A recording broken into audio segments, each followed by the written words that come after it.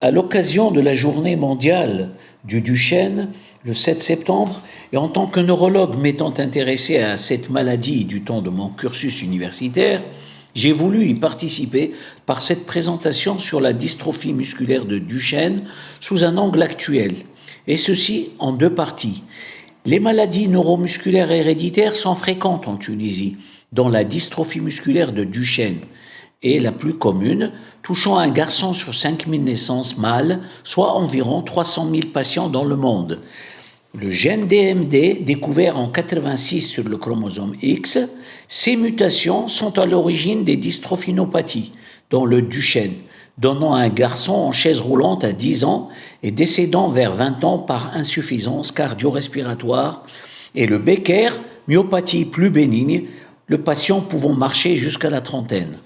Cette maladie dramatique a connu ces dernières décennies d'énormes progrès dans la connaissance de ces mécanismes et dans l'émergence de nouvelles thérapies, amenant la lumière au bout du tunnel pour des milliers de personnes et permettant d'espérer bientôt sa guérison. Aujourd'hui, une présentation sur le Duchenne nécessite un prérequis génétique, la compréhension des mutations et de la synthèse protéique, ce qui est l'objet de cette première partie. Pour le prérequis, nous partons donc de l'ADN, substrat de base du gène, molécule à deux brins accolés et arrangés de façon hélicoïdale. Chaque brin est composé d'une séquence de plusieurs milliers de nucléotides de longueur variable selon le gène. Le nucléotide est formé par un élément central, un sucre, le ribose. Sur ces carbones, C'1 s'attache une base azotée, C'5 s'attache un groupe phosphate. Sur C'3 vient s'atteler le nucléotide suivant. 5', 3' est le sens de la synthèse de l'ADN et de l'ARN. Les bases azotées sont G, guanine, C, cytosine, T, thiamine et A, adénine. Elles sont liées en paire de bases par des ponts hydrogènes avec le brin ADN complémentaire, adénine à thiamine et guanine à cytosine. L'ARN est transcrit de l'ADN.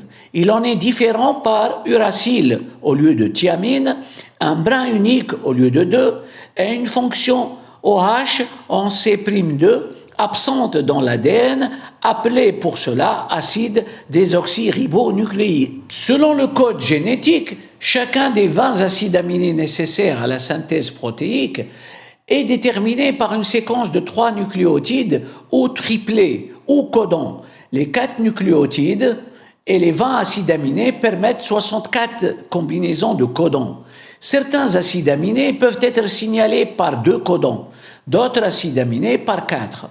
Reste un codon start, signal de début de la synthèse protéique, et 3 codons stop, signal d'arrêt. À partir d'une séquence d'ADN est transcrite une séquence d'ARN messager, codon par codon, partant d'un codon start et s'arrêtant à un codon stop. L'ensemble de cette séquence d'ARN est défini comme le cadre de lecture, Open Reading Frame, avec un nombre de nucléotides multiple de 3. L'ARN messager passe dans le cytoplasme et grâce au ribosome, il est traduit en une séquence d'acides aminés. Le ribosome comporte de l'ARN T de transfert en anticodons complémentaires aux codons qui appelleront les acides aminés correspondants. La synthèse de la protéine progresse jusqu'au codon stop, où la séquence d'acides aminés accolés se détache de l'ARN. De l'ADN à la protéine, le trajet est plein d'embûches. Les mutations, variations nucléotidiques brutales, nouvelles ou héritées, parfois d'effets positifs pour l'évolution des espèces et leur adaptation à l'environnement. Ailleurs, leurs conséquences sont négatives, donnant des phénotypes pathologiques héréditaires de gravité variable. Spontanées ou déclenchées en laboratoire, les mutations présentent une grande variation de taille, de siège, de mécanismes et de conséquences. On va voir comment se passent les mutations en général et donc dans les dystrophinopathies aussi. D'abord, les mutations par substitution. Quand un nucléotide se substitue à un autre, c'est une mutation ponctuelle. 3 conséquences sont alors possibles. Premièrement, dans le cas de la flèche verte, guanine se substitue à adénine sur l'ADN. Sur l'ARN, le codon uracile devient uracile-cytosine.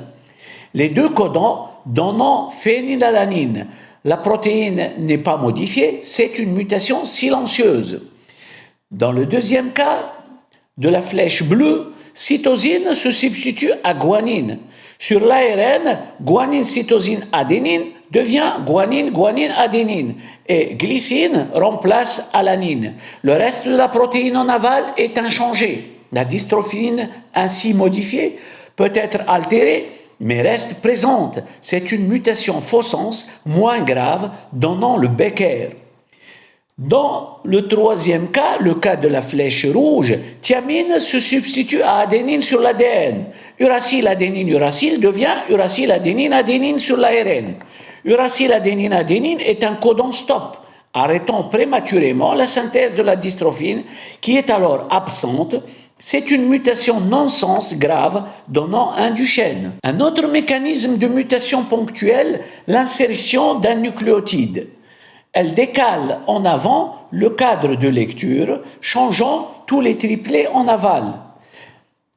La délétion d'un nucléotide, mutation ponctuelle, décale en arrière le cadre, créant de nouveaux triplets en aval aussi. Dans ces deux cas, la synthèse de la dystrophine est absente. Ce sont des nonsense mutations, par mutation hors cadre, mutation grave donnant un Duchenne, alors que les mutations par substitution ne décalent pas le cadre de lecture. Ce sont des mutations dans le cadre. La dystrophine y est présente, mais réduite, donnant le Becker. Pour comprendre les mécanismes des mutations, il est fondamental de comprendre deux processus, l'épissage et le saut d'exon. L'ADN est transcrit en ARN pré-messager. Celui-ci alterne des séquences codantes, les exons, et non codantes, les introns. Les introns sont largués, la séquence restante raccourcie est l'ARN messager, ou ADN codant. 1% de la séquence de l'ADN initial. C'est l'épissage ou splicing. Cet épissage se fait de façon bien précise. L'extrémité 5' proximale de l'intron se détache en premier et vient comme un lasso s'attacher sur une séquence centrale de l'intron, branching point, puis se détache l'extrémité 3'. Les deux exons sont alors collés l'un à l'autre. Ce processus ne réussit qu'en cas d'intégrité de trois séquences, celle du site donneur, celle du site accepteur et celle du branching point. En cas de mutation dans ces séquences, l'épissage est raté et l'exon contigu saute et sera absent dans la séquence codante de l'ARN messager. C'est le saut d'exon ou exon skipping. Il peut être spontané et bénéfique, permettant une variation protéique à partir d'un seul gène, ou bien pathologique et donner un Duchenne.